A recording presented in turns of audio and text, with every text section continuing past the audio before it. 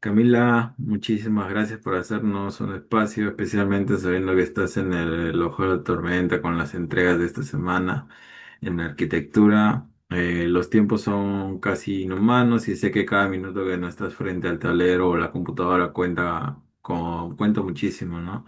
Me imagino que ahora mismo debes estar en estado de alerta constante donde el café ya no hace efecto y los planes se vuelven parte de tu realidad. ¿Cómo estás lidiando con esta presión en estos días? Hola César, buenas noches, buenas tardes. Sí, totalmente. Ayer me quedé hasta las 3 de la mañana tratando de resolver un corte por fachada que simplemente no me cuadraba. Era esos momentos en los que ya no sabes si el problema es el diseño, el programa o tú misma, ¿no?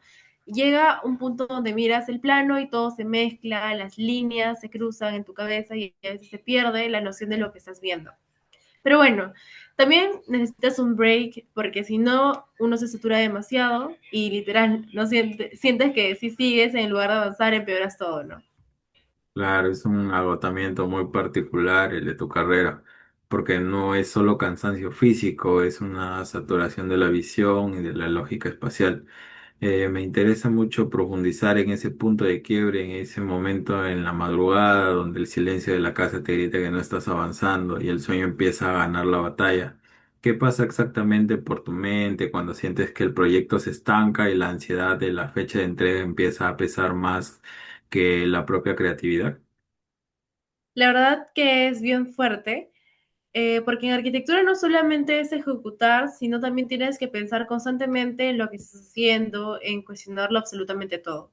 Y cuando estás cansada, tu cabeza ya no responde igual, empiezas a sentir presión, ansiedad, en cómo que todo lo que se te viene encima, ¿no? Ves tu plano en blanco, ves la hoja para escribir y sientes que no avanzas. Entonces, es como si estuvieras atrapada en el mismo punto dándole vueltas a lo mismo sin salir. Y ahí es donde te aparece la IA. Es una herramienta y una salida rápida. No solo porque quieras dejar de pensar, sino porque ya no puedes más. Es como cuando alguien te lanza una piedra o una cuerda cuando te estás ahogando, ¿no? Entonces, sientes que tal vez no es la mejor forma de salir, pero en ese momento lo único que quieres es respirar y terminar. Claro, esa analogía de la cuerda para no ahogarse es muy potente porque implica que la herramienta no es un lujo, sino un recurso de supervivencia. Pero pasar de ser la autora total a compartir la autoría con un algoritmo es un paso enorme. ¿Recuerdas ese instante preciso, quizá el ciclo pasado o hace poco, en el que la IA dejó de ser un simple buscador de datos para convertirse en algo determinante que cambió el rumbo de una entrega? Sí, claro, fue el ciclo pasado, tenía que hacer un análisis de un sitio de un terreno en el RIMAC, tenía toda la información, tenía clima, contexto urbano, historias, flujo, todo, pero estaba desordenado y yo estaba, la verdad, muy agotada. No era que no supiera hacer, sino que no tenía energía para estructurarlo, entonces decidí pasarlo todo a la IA y pedirle que lo redacte de una forma profesional, con lenguaje técnico y lo hice en segundos. Y cuando leí me sorprendí porque sonaba demasiado bien, demasiado fluido, incluso mejor de lo que yo hubiera hecho en ese momento por el tema del cansancio, ¿no?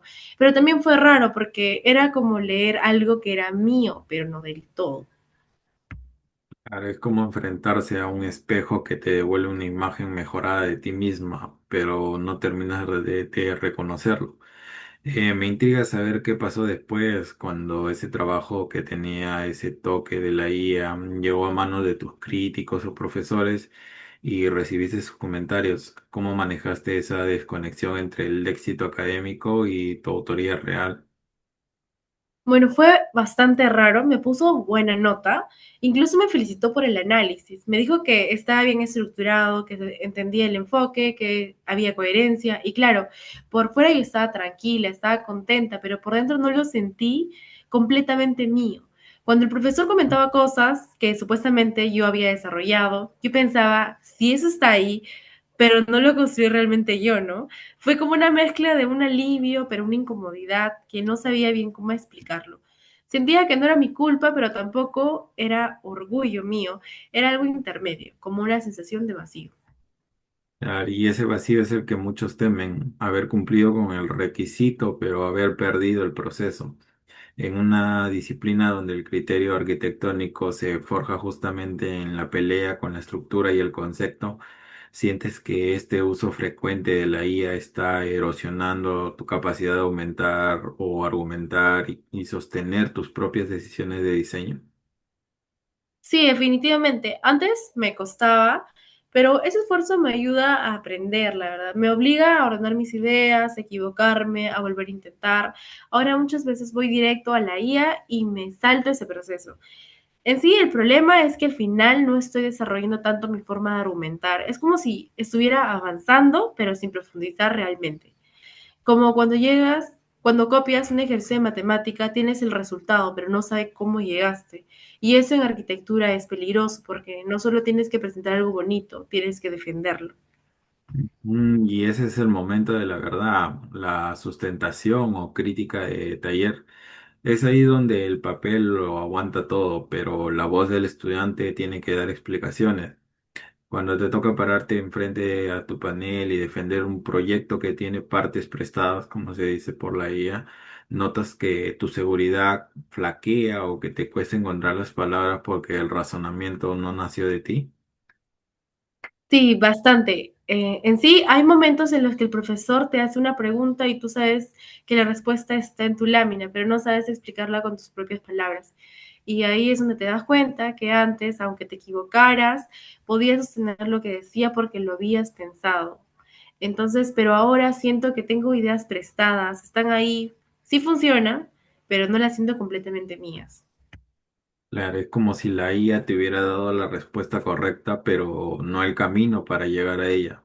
Sin embargo, en arquitectura hay una parte muy visceral que es la forma, el espacio y la luz. ¿Sientes que esa identidad creativa visual sigue intacta o también notas que la herramienta está empezando a homogenizar el alma de tus proyectos? Bueno, en la parte visual todavía siento que es mío, porque sigue dependiendo de cómo veo el espacio, cómo lo dibujo, cómo lo represento, pero en la parte conceptual o escrita sí pierde algo. La IA te da algo muy correcto, muy limpio, pero muy bien armado, pero no necesariamente tiene tu identidad. Es como si todos estuviéramos a sonar, empezáramos a sonar parecido y arquitectura eso es clave, pero no se trata de solo algo esté bien, sino de que tenga intención y que diga algo que transmite muchas emociones también. Claro, se corre el riesgo de crear una arquitectura genérica o sin propósito local. Mirando tu evolución como estudiante, ¿en qué habilidades técnicas o investigativas sientes que hoy eres más vulnerable debido a esta dependencia de la inmediatez que ofrecen estas plataformas? Creo que en el análisis técnico y en la investigación, antes se investigaba más a fondo, se comparaba materiales, se entendía por qué funcionaba o no. Ahora muchas veces pides información ya resumida, me sirve para avanzar, pero no la proceso igual. No me queda de la misma forma, es como aprender superficialmente. No te metes tanto en el tema. Entonces, también siento que he perdido un poco la paciencia. Antes podía pasar horas tratando de entender algo, ahora si no lo entiendo, rápido voy a la IA, entonces le pido inmediatez. Y esa pérdida de la paciencia también es fundamental, porque el aprendizaje profundo requiere tiempo, duda y a veces aburrimiento. Al ver que ahora la dificultad se percibe casi como una falla del sistema y no como una parte del aprendizaje, ¿cómo crees que ha cambiado tu actitud frente a los retos que antes te apasionaban? Sí, totalmente. Antes la dificultad era parte del proceso, ahora se siente más como un obstáculo que hay que eliminar rápido y eso cambia tu mentalidad, porque en lugar de ver el error como algo necesario, lo ves como algo que te retrasa. Es un cambio de paradigma total y me imagino que esto no es algo que solo te pase a ti, es un fenómeno generacional. ¿Cómo se vive esto en los talleres? ¿Sientes que entre ustedes existe una competencia por quién usa mejor la tecnología en lugar de quién entiende mejor el espacio arquitectónico? Bueno, no es general, todos lo usamos, e incluso compartimos cómo usar mejor la IA, qué prompts funcionan mejor, cómo sacarle más provecho. A veces parece que estamos compitiendo por quién la sabe usar mejor en lugar de quién realmente entiende más. es algo que está normalizado. Y lo más curioso es que todos somos conscientes de eso, pero igual lo seguimos haciendo. Y ahí entramos en un terreno delicado. Si la IA se entrena con datos globales, muchas veces ignora la realidad local, el clima de Lima, nuestra sismicidad, nuestra cultura urbana. ¿Te preocupa que al usar estas herramientas estemos perdiendo la pertinencia de la arquitectura para nuestro propio contexto peruano? Bueno, no del todo. Muchas veces te das las soluciones que no aplican a nuestra realidad, te propone materiales que son carísimos o sistemas constructivos que ni siquiera se usan acá. Si no tienes base, te lo crees. Y eso es peligroso porque puedes terminar proponiendo cosas que no funcionan en la práctica. Entonces, en cierto punto necesitas criterio para filtrar lo que te da. Y ese criterio es justamente lo que a veces no desarrolla lo suficiente si dependes mucho de esas herramientas. Es la paradoja perfecta. Necesitas saber mucho para usar bien la IA, pero si usas mucho la IA, podrías terminar sabiendo menos. Si hiciéramos una metáfora hoy mismo, ¿cómo calificarías la estructura de tu propia formación académica? ¿Se siente sólida o es más bien una fachada impactante, pero con bases que necesitan refuerzo? Bueno, lo vería como algo que se ve bien por fuera, pero por dentro todavía no está completamente sólido. Como si tuviera buena fachada, buena presentación, pero la falta de estructura en algunas partes. Y eso me preocupa, porque en algún momento eso tiene que sostener en la vida real, no es solo en la universidad. Claro, ese realismo es valioso. Para reforzar esas bases, ¿qué crees que necesitas rescatar de tu antiguo proceso de estudio? ¿Es una cuestión de voluntad personal o sientes que el ritmo actual de la facultad simplemente no les deja otra opción que seguir usando estas muletas tecnológicas?